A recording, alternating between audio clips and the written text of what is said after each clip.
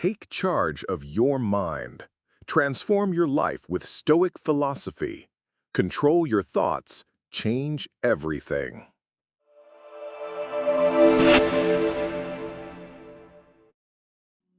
Your mind is your most powerful tool, but for most people, it becomes a prison, filled with worries, insecurities, doubts, and desires that never rest. You wake up and immediately scroll. You feel the tension before you even rise from bed. You're reacting to the world before you've had a chance to reflect. You're not in charge. Your mind is being pulled by everything around you. But what if you could change that? What if you could take charge of your mind, not by force, but with wisdom? The Stoics believed that the mind was sacred. They didn't just talk about controlling it. They lived it. They practiced it day after day. And in doing so, they created lives of clarity, purpose, and unshakable peace, even in times of war, exile, and death. This video is your guide to doing the same. You will learn how to stop being a slave to your emotions, cultivate inner calm and resilience, control your response to chaos, replace anxiety with clarity, and ultimately transform your life from the inside out. This is not just philosophy. This is practical power.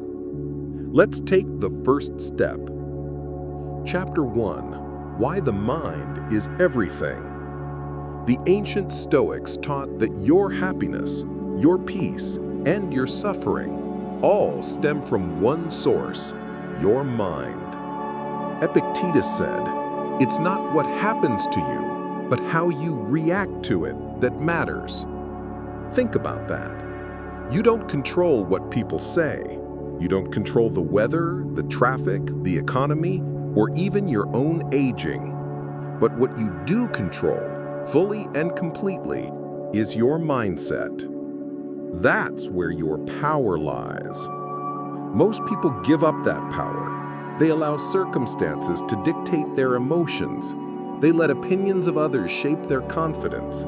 They let failures crush them and pleasures distract them. But the Stoic understands something deeper. Marcus Aurelius, one of the greatest emperors in history, wrote in his Meditations, "You have power over your mind, not outside events. Realize this, and you will find strength." This truth becomes the foundation of Stoic practice. It means that if your mind is calm, clear, and aligned with reason, nothing can truly disturb you. But if your mind is chaotic, then even paradise will feel like a prison. Taking charge of your mind means choosing what thoughts you allow to grow. It means watching your inner dialogue. It means observing your impulses, desires, and judgments without blindly acting on them. The Stoic mind is like a fortress, not because it is cold or indifferent, but because it is disciplined, clear, and rooted in virtue. The good life, according to the Stoics, is not about controlling the world. It's about mastering the one thing you were born to rule, yourself. Chapter 2: The core Stoic principle: control what you can. At the center of Stoic thought lies one timeless truth. There are things within our control and things outside our control. This simple distinction is everything. It's the lens through which a Stoic views the world. You control your thoughts, your actions, your values, your judgments. You do not control what others say or do, how people perceive you, the weather, the economy, fate, or death. Epictetus called this the dichotomy of control. If you waste your energy trying to change what you don't control, you will be anxious, frustrated, and weak. But if you focus your effort only on what you do control, your mind, your choices, you become powerful. Imagine walking into a storm. You cannot stop the rain, but you can bring an umbrella. You can dress for the weather. You can control how you respond. In life, the storms will come. Loss, betrayal, failure, they are inevitable. But your attitude, your reaction, your integrity, that's your responsibility. Seneca wrote, "We suffer more in imagination than in reality." When we worry about things beyond our control, we multiply our pain unnecessarily. To take charge of your mind means to be laser-focused on what is yours to shape. Your discipline, your perspective, your response. This is where true freedom begins. Chapter 3, Mastering Perception, How Stoics See the World. Perception is not passive, it's active. The Stoics understood that we don't just experience the world, we interpret it. Marcus Aurelius put it plainly, if you are distressed by anything external, the pain is not due to the thing itself, but to your estimate of it. In other words, it's your judgment that hurts you, not the event itself. Let's say you lose your job. Most people would immediately spiral. I'm a failure. This is terrible. I'll never recover. But a Stoic sees opportunity. What can I learn? What path does this open? Where is my control in this situation? It's not about denial. It's about reframing. The Stoics train the mind to resist automatic reactions. Instead, they pause, reflect, question the story their emotions are telling them. Perception becomes a skill, a superpower. Viktor Frankl, who survived the horrors of a concentration camp, echoed Stoic thought when he said, "Between stimulus and response, there is a space. In that space is our power to choose our response."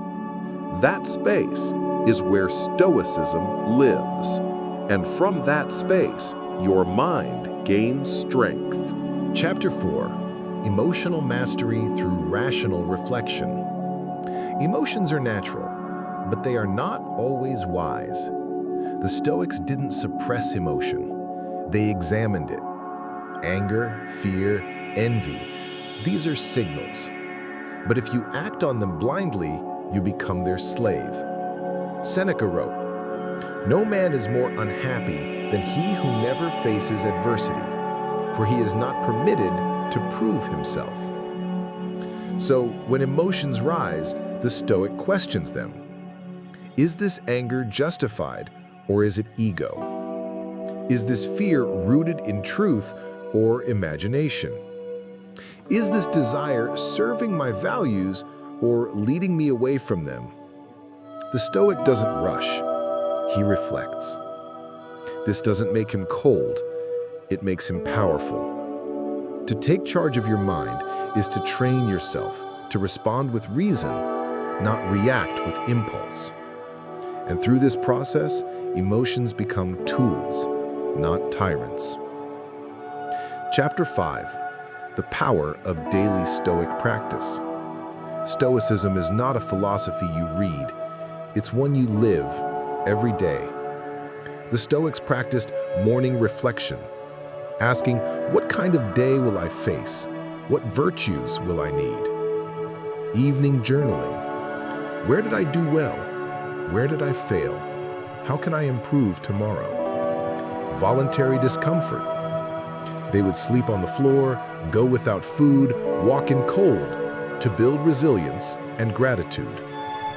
Premeditatio malorum, the premeditation of evils, imagining potential setbacks to reduce their shock. Seneca wrote, "He is the greatest who has learned to endure the greatest trials." The mind is like a muscle. It needs repetition, resistance, and consistency. You don't take charge of it once, you train it daily. Your mind, your masterpiece. Your mind is not fixed. It can be shaped, molded, and strengthened, but only if you choose to take charge. The Stoics handed down timeless tools, not just to think better, but to live better, to see clearly, to act with courage, to feel with compassion, but never be ruled by feeling. You don't need more motivation. You need discipline. You need clarity. You need wisdom. And you already have access to all of it inside your mind. Take control of your thoughts. Decide how you will respond to the world. Choose your values and live by them, consistently, fiercely, and unapologetically.